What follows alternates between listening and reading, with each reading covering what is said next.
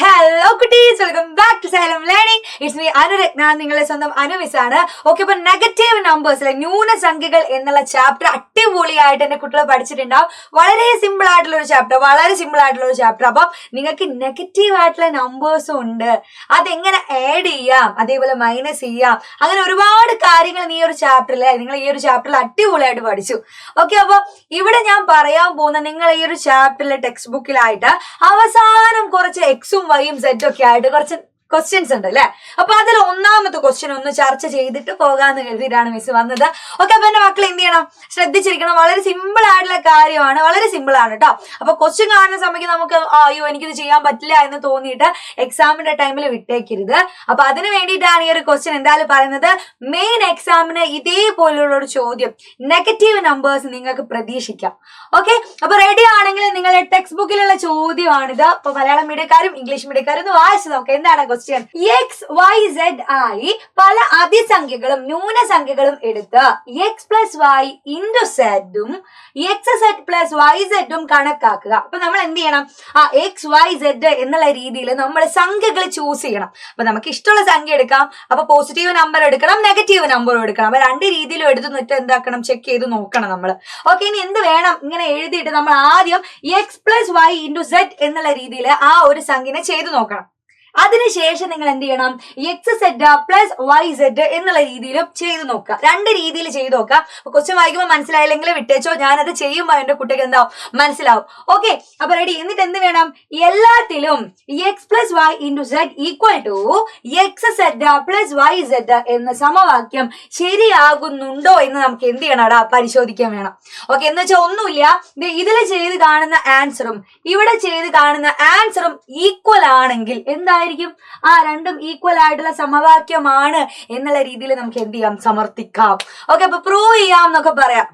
Ready. അപ്പൊ അത് അത്രയും സിമ്പിൾ ആയിട്ടുള്ള ചോദ്യമാണെന്ന് ഞാൻ എടുത്തു പറഞ്ഞിട്ടുണ്ടായിരുന്നു ആദ്യമേ. അപ്പൊ ഞാൻ ആദ്യം തന്നെ നിങ്ങൾക്ക് ഇതാ ഇവിടെ തന്ന ഇക്വേഷൻ ഞാൻ വെറുതെ ഒന്ന് എഴുതിയിട്ടുണ്ട്. അപ്പൊ ഈ ഒരു രീതിയിലാക്കി മാറണം നമ്മള്. ഈ ഒരു രീതിയിൽ കിട്ടുന്നുണ്ടോ എന്ന് പരിശോധിക്കുകയാണ് വേണ്ടത് അല്ലെ. അപ്പൊ ഞാൻ ആദ്യം തന്നെ വളരെ സിമ്പിൾ ആയിട്ടുള്ള നമ്പേഴ്സ് ആയിട്ടുള്ള ആരെ എടുത്തു, 1ഉം 2ഉം 3ഉം എടുക്കുക. എക്സിനും വൈക്കും സെഡിനും പകരം 1ഉം 2ഉം 3ഉം എടുത്തു കേട്ടോ. അപ്പൊ ആദ്യം തന്നെ നമുക്ക് ചെയ്ത് നോക്കേണ്ട കാര്യം ഏതാടാ, x plus y into z ആദ്യം ചെയ്ത് നോക്കണം. അപ്പൊ 1ഉം 2ഉം 3ഉം ആണ് എടുക്കുന്നത്, എക്സിനും വൈക്കും സെഡിനും പകരം.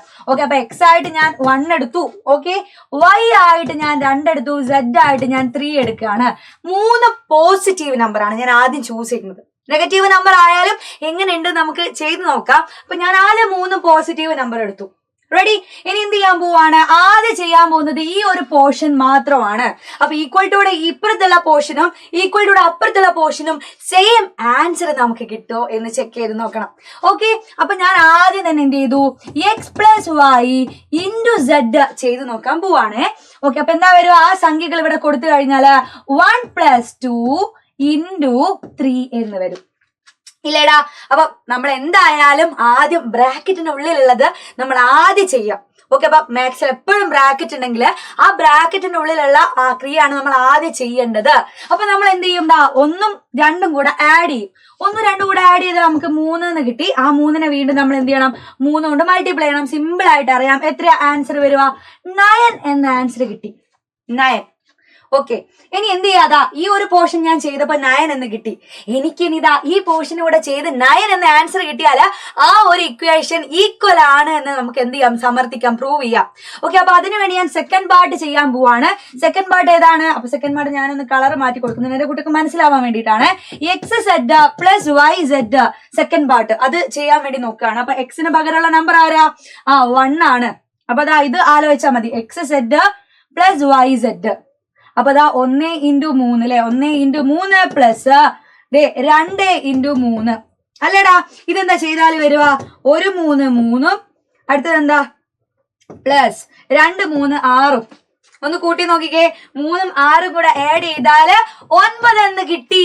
ഇത് നോക്കിക്കേ, നമ്മളുടെ ഈ ഇക്വേഷന്റെ ലെഫ്റ്റ് സൈഡും അതേപോലെ റൈറ്റ് സൈഡ് അല്ലെ, ലെഫ്റ്റും റൈറ്റും എന്തായിട്ട് കിട്ടിയിട്ടുണ്ട്, ഈക്വൽ ആയിട്ട് 9 എന്നുള്ള രീതിയിൽ ആൻസറിൽ വന്നു. അപ്പൊ ആ ഒരു ഇക്വേഷൻ എന്താണ്, സെയിം ആണ്. പക്ഷെ ഇത് എല്ലാ നമ്പറിലും സെയിം ആണോ എന്ന് ചെക്ക് ചെയ്ത് നോക്കാൻ വേണം. വേണ്ടേ? അപ്പൊ അതിനുവേണ്ടി ഇപ്പൊ ഞാൻ എടുത്തത് പോസിറ്റീവ് നമ്പറാ. ഇനി ഇതിൽ ഏതെങ്കിലും ഒരു നമ്പർ നെഗറ്റീവ് ആയാല് ഈ ഇക്വേഷൻ തെറ്റിപ്പോവോ ഇല്ലയോ എന്ന് നമുക്ക് ചെക്ക് ചെയ്ത് നോക്കണ്ടേ? അപ്പൊ അതിന് വേണ്ടിട്ട് രണ്ടാമത് ഞാൻ എന്തെടുത്തു? എക്സിനും വൈക്കും സെഡിനും പകരം നോക്കിക്കേ, ഇവിടെ എക്സിനും വൈക്കും സെഡിനും പകരമാണ് ഞാൻ ഓരോ നമ്പേഴ്സും എടുത്തത്. ഓക്കെ, അപ്പൊ എക്സിന് പകരം ഞാൻ എടുത്ത സംഖ്യ നെഗറ്റീവ് നമ്പർ ആണ്. അപ്പൊ അവിടെ ഞാനൊരു നെഗറ്റീവ് നമ്പർ ചൂസ് ചെയ്തത്. നെഗറ്റീവ് നമ്പർ വരുവാണെങ്കിലും നമ്മൾ ഇക്വേഷൻ സെയിം ആണോ എന്ന് നമുക്ക് എന്ത് ചെയ്യണം? ചെക്ക് ചെയ്ത് നോക്കണം. അപ്പൊ നമുക്ക് കിട്ടേണ്ട ഇക്വേഷൻ എന്താണെന്ന് ഞാൻ ആദ്യം വെറുതെ ഒന്ന് മുകളിൽ എഴുതി വെക്കുന്നുണ്ട്. എന്താ കിട്ടേണ്ടത്? X plus y into z equal to x z plus y z എന്നുള്ള രീതിയിൽ നമുക്ക് കിട്ടണം. അപ്പൊ നേരത്തെ കിട്ടിയ പോലെ. അപ്പൊ ആദ്യത്തെ പോർഷൻ ആയിട്ടുള്ള ഫസ്റ്റ് പോർഷൻ ഞാൻ ചെയ്യാൻ വേണ്ടി പോവാണ്. ഏതാ first portion? X plus y into z ചെയ്യാൻ പോവാണ്. അപ്പൊ നമ്പേഴ്സ് കൊടുക്കട്ടെ മിസ്. അവിടെയുള്ള നമ്പേഴ്സ് അതേപോലെ കൊടുക്കുവാണ് കേട്ടോ. എന്താ വരിക? -1 പ്ലസ് 2 ഇൻറ്റു 3 എന്നാണ് കൊടുത്തത്. ഓക്കെ, ഇവിടെ നെഗറ്റീവ് നമ്പർ ആണ്. അപ്പൊ നമ്മൾ എന്ത് ചെയ്യും? ആദ്യത്തെ സ്റ്റെപ്പ് പോലെ തന്നെ ബ്രാക്കറ്റിനുള്ളിലുള്ളത് ആദ്യം ചെയ്യും. അപ്പൊ ബ്രാക്കറ്റിനുള്ളിലുള്ളത് ആദ്യം ചെയ്യാന്ന് പറഞ്ഞാല് -1 അല്ലെ, -1 നിങ്ങൾ എത്രയാ കൂട്ടേണ്ടത്? 2 കൂട്ടണം. അപ്പൊ നിങ്ങൾ പഠിച്ചൊരു കാര്യമാണ് എന്താ? ഒരു സംഖ്യ നെഗറ്റീവും ഒരു സംഖ്യ പോസിറ്റീവും ആണ്. അപ്പൊ എന്ത് ചെയ്യും? വലുതിൽ നിന്നും ചെറുത് കുറച്ചിട്ട് വലുതിന്റെ ചിഹ്നം ചേർക്കുക എന്നുള്ള രീതിയിൽ നിങ്ങൾ പഠിച്ചിട്ടുണ്ട് അല്ലെ. അപ്പൊ എന്ത് ചെയ്യും? 2ന്ന് 1 കുറയ്ക്കും. എന്നിട്ട് വലുതിന്റെ ചിഹ്നമായിട്ടുള്ള പോസിറ്റീവ് നമ്പർ നമ്മൾ എന്ത് ചെയ്യും? ചേർക്കും. അപ്പൊ ഇതാ ഇത്രയേ ഉള്ളൂ.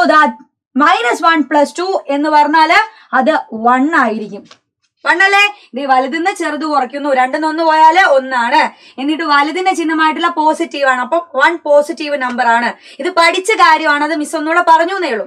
ഓക്കെ, അതിനെന്ത് ചെയ്യണം? 3 കൊണ്ട് മൾട്ടിപ്ലൈ ചെയ്യണം. അപ്പൊ 1 × 3 എന്ന് പറഞ്ഞാൽ 3 ആണ് എനിക്ക് ലെഫ്റ്റ് സൈഡിൽ ആൻസർ കിട്ടിയത്.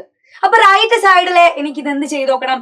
രണ്ടാമത്തെ സെക്ഷൻ ചെയ്ത് നോക്കണം. രണ്ടാമത്തെ സെക്ഷൻ എന്ന് പറഞ്ഞാല് x z plus y z ചെയ്തിട്ടാ എനിക്ക് 3 തന്നെ ആൻസർ വരുന്നുണ്ടോ എന്ന് ചെക്ക് ചെയ്ത് നോക്കണം. അപ്പൊ അതിനു വേണ്ടി പോവാണ് ഞാൻ. റെഡി? അപ്പൊ എന്ത് ചെയ്യണം? എനിക്ക് ഓരോന്നോരോന്നായിട്ട് ചെക്ക് ചെയ്യണമെങ്കിൽ -1 × 3 പ്ലസ് അല്ലെ, അവിടെ എക്സ് ഇൻറ്റു സെഡ് ആണ്. അപ്പൊ -1 × 3. ഇനി നെക്സ്റ്റ് എന്താണ്? YZ എന്ന് പറഞ്ഞാൽ വൈയും സെഡും കൂടെ മൾട്ടിപ്ലൈ ചെയ്യണം. അപ്പൊ എന്താ പറയുക? 2ഉം 3ഉം കൂടെ മൾട്ടിപ്ലൈ ചെയ്യണം. അപ്പൊ ഇത് എത്ര ആൻസർ കിട്ടാൻ നോക്കിക്കേ എന്റെ കുട്ടികള്. അപ്പൊ എന്താ പറയുക? -1 × 3 എന്ന് പറഞ്ഞാൽ -3 അല്ലേടാ.